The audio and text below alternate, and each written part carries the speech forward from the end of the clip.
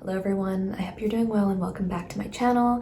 My name is Luana and I'm an intuitive reader and healer of 4 years. I had someone request that I make a video about how I heal myself, how I heal my emotional blocks, and I thought that was a brilliant idea. But I also wanted to add on something really important to that I've been thinking about making a video about for a while. And it is about how to clear and heal your emotional blockages so that you can manifest what you want, or receive your manifestations, or align with what it is you want to manifest, because it's so interconnected. So if you've been trying to manifest something and you feel resistance to that manifestation, or it's not showing up, or you have limiting beliefs, you feel like it can't happen, you feel like you're trying to yank it into your reality but it's not manifesting, you probably have an emotional blockage in that area that is directly keeping your manifestation out of your reality. So if you want to follow along and think of something you're trying to manifest that you feel resistance to, I implore you to do that. When you think about this blockage and this feeling of being stuck, where in your body do you feel it? Do you feel it in your heart? Do you feel like in your shoulders, maybe your stomach? Wherever it is in your body, you want to keep track of that, and you want to look up or research the corresponding chakra center. For example, like if I'm trying to manifest something and I feel a lot of tension in my shoulders and I feel like a lot of tightness, muscle tension, that would be a throat chakra thing. The shoulders are governed by the throat chakra. If I'm, for example, trying to manifest a relationship, trying to call in love, and I feel really blocked, or I keep attracting really negative experiences, maybe I would feel this kind of like depressed, aching feeling in my chest. And that would be a heart chakra blockage. So you want to figure out where it is, and in your body you want to write down the chakra center. Maybe it's more than one. You also want to write down what the physical sensation feels like, so you can put a name to the energy. And this is actually an energy healing technique. Describe what the energy feels like. Describe the characteristics of it. Is it like a lead ball that is stuck and blocking you from speaking or feeling? Is it like this? Does it feel like a black hole, like sucking in all the positive energy and making you feel cold? Like, describe the energy and give it characteristics, and make sure you write this down. So now that you've got that and written that down, I'm gonna change topics for a second a little bit. Let's talk about manifestation and how it's commonly referred to as the law of attraction. When we think of the law of attraction, we think of like we are a magnet and we're pulling things into a reality. The problem with seeing it as the law of attraction, and if seeing it as the law of attraction works for you, by all means, go ahead and keep thinking about it that way, but I'm gonna offer an alternative perspective that I actually feel is more empowering, easier to think about, easier to manifest, and have confidence manifesting. It really is not the law of attraction, because that kind of insinuates there's a constant pulling on your external reality. In reality, I would call it the law of mirroring. When we say the law of mirroring, it is literally what is within is instantaneously reflected in the outer world. The law of attraction can kind of make you feel like all this time has to pass, or I have to work really hard at pulling it in, but really the law of mirroring is you become an internal match to what it is you want, and it will click and shift in your outer reality. You're not pulling it in, you're literally like snapping your fingers, doing something internal. It's a choice. And you look in the mirror, your external reality, and there's an immediate change. I think this is a higher vibrational way of seeing it, and I think it's actually more accurate to the way that manifestation actually works. I've been an intuitive reader for over 4 years, and this is how timelines look to me when I'm doing readings. It's never that we're pulling something in, because when you're pulling, there's almost this insinuation that that thing is like trying to get away from you, or that you have to constantly hold on to it. The law of mirroring is simply what I want can be reflected to me because I choose it within myself. And that, like, if you've never heard of the law of mirroring, or even if you don't have that much experience with manifestation, that sounds really weird at first, but I think it's way better to see things this way. The second thing that I want to talk about is the external reality. Things show up in our external reality when they're a vibrational match to our internal energy.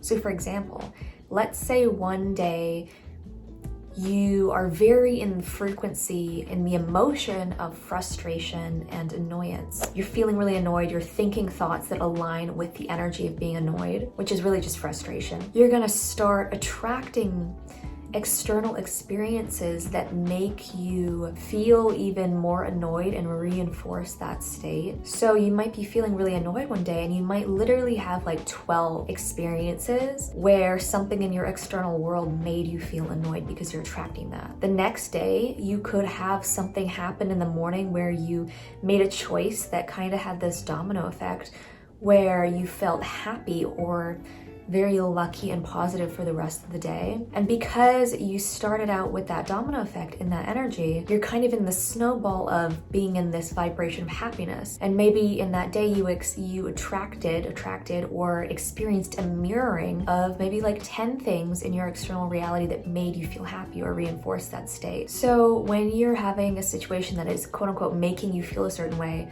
it's actually just mirroring to you a vibration inside of you that you might not have been fully aware of until that thing happened.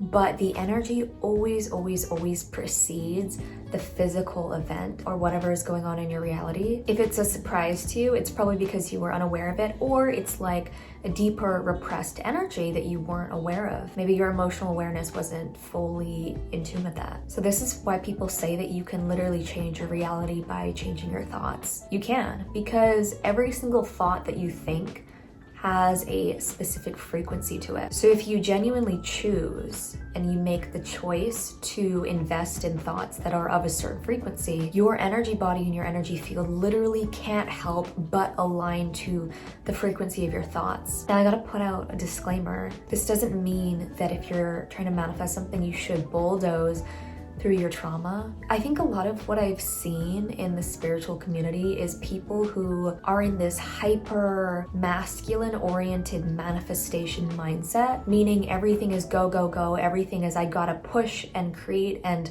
attract this, and it's a very like forward moving energy. There's really no space for feminine receptivity and actually working through your emotions. If you want to manifest with lightning speed, it's so important that you're working with your existing resistance to whatever it is that you want to manifest. And that means your trauma usually. And what I mean by trauma is limiting belief systems that have a really strong emotional charge to them. For example, if we're talking about finances, you could have a really strong emotional charge around the thought and the belief that money is evil. If there's a really strong emotional charge there, it's going to be harder for you to attract money because you don't want to be evil. You don't want to attract in an evil frequency, and so you subconsciously push it away or self-sabotage. You could also have something that isn't really that conscious, and this is really common. What I see as an energy healer, actually a lot of people think that trauma is something that you really consciously remember and it's really in your face and it's really obvious. The truth is most of our emotional blocks are strong emotional charges that are stored in our body that really have no connection to the mind. That's why we can get so confused when we're trying to heal ourselves and we feel stuck in an area where there seems to be no logical reason. Sometimes there is no mental reason, there's just an emotional charge left over from an event. So healing isn't always logical. Sometimes, like let's say you want to manifest a relationship, maybe you've really done work around your thoughts and you have really good positive beliefs about what a relationship can be. But maybe there were multiple times when you were a kid where you felt very unsafe in your close relationships, and that can be stored as an emotional charge in your physical body. So even though there's nothing mentally that is coming up for you when you're trying to figure out why this isn't manifesting, maybe there's an emotional thing stored in your body. And this is why I told you at the beginning of the video to feel into your body and to write down where it is, what the corresponding chakra is, and what it feels like, and to give characteristics to that energy. As an energy healer, I've really noticed that there's not always an explanation. So you have to be really open to maybe this is just like water under the bridge. There's no mental connection. And that makes you so much more powerful of a self-healer. I've done a lot of self-healing around different chakra centers and healings for other people. And sometimes we'll be clearing blockages, or I'll be clearing blockages for myself, and a blockage will come up that has no logical relation to what is happening in the real world that is making you heal yourself in the first place. Could be completely unrelated, but the frequency is stored in the same chakra, and so maybe you're trying to manifest something else, but this other experience that doesn't seem related to it but is related on an energetic level is blocking that. So it's really interesting to look into all of that and to think about that. So I would say work with one chakra center at a time. I like to listen to chakra music on YouTube. You can literally just look up, like, insert the name of the chakra and healing music, hertz music, and find the one that you're drawn to and sit with that and meditate with that. That video and that audio is not going to do the healing for you, but what it does is anchor you into the quote-unquote pure energy state of that chakra center. In the New Age community, you'll see this as people describing you aligning your chakras. What it really means is maybe you have a chakra that its vibration is lower than what it needs to be at for optimal health and happiness. And so when you're listening to that music, you are listening to the vibrational match to that chakra center being at its highest frequency. And automatically, when you have a higher frequency, it will bring up all the trauma and all the lower frequencies that are blockages. So listening to hertz music can be triggering, and this is why I don't recommend people just listen to healing music when they're just doing anything. Like, you really should do it intentionally and make sure you're doing it responsibly, because otherwise you're just triggering all this trauma that maybe you're not ready to resolve and heal and address. So be very intentional and do one chakra at a time, especially if you're a beginner. So once you've really identified where the trauma is, where it is in your body, what it feels like, what its characteristics are, I recommend sitting and meditating to that music. And you want to visualize yourself changing the characteristics of that energy blockage. So let's say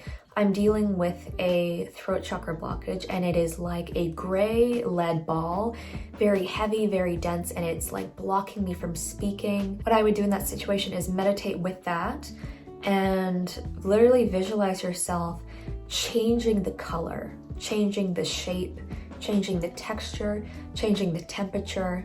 And you basically want to visualize yourself changing the characteristics of that energy until it feels lighter, until it's shifting around, until it's transmuting. What you're doing is you're literally using visualization, your pineal gland, to change the frequency of that energy. So you're taking it from a low vibrational state and you're moving the energy, and you're allowing the energy to naturally heal itself and shift into a more healed state. So with that throat chakra example, I might visualize that the lead ball is soaking in water, and then it's like dissolving, and water's pouring in and dissolving every single part of that blockage, and it's mixing with the water and maybe settling at the bottom of a lake, and the ball is maybe clay and it's returning to the earth, and the water is clear, and then it's not in that distorted artificial shape which is blocking that energy center anymore. So you kind of just have to get creative with it, and if you're doing this visualization intuitively, you're probably gonna already be drawn to shift that energy in a way that makes sense to you. The last thing that I recommend doing, what I just described being the main method, the last thing I recommend doing is to simply send love and compassion. The last thing I recommend doing is to send loving, compassionate energy, thoughts, and words to that blockage. If this is the same throat chakra example, like maybe the lead ball feels really misunderstood. Maybe it feels like its voice doesn't matter. Maybe it feels like no one wants to hear what it has to say. In that situation, you'd sit there and literally visualize yourself talking to this part of you. Be like, I'm so sorry that you feel like no one understands you. I understand you. I'm here. I completely accept you. And just speak compassionate words, because the frequency of compassion and love is a very high vibrational frequency. It will lift the lower vibrational frequency of trauma and heal it naturally. So this is my quick / in-depth little healing guide from an energy healer. Be sure to try this out and let me know in the comments what your experience was, and if you found the blockage, where it was, and if you changed it and how that went. This is a super reliable method. This is something I would literally use in like a healing session with a client. So yeah, let me know how this worked for you. If you enjoyed this video, be sure to like and subscribe to my channel for more healing videos, spiritual wisdom, all sorts of fun spiritual stuff. Let me know in the comments if there's any other videos you want me to make next. And of course, you can check out my website if you want to work with me, if you want to get a reading, if you want to book a healing session, a coaching session. All of that's in the description. Thank you guys so much for watching, and I'll see you guys in the next one. Take care.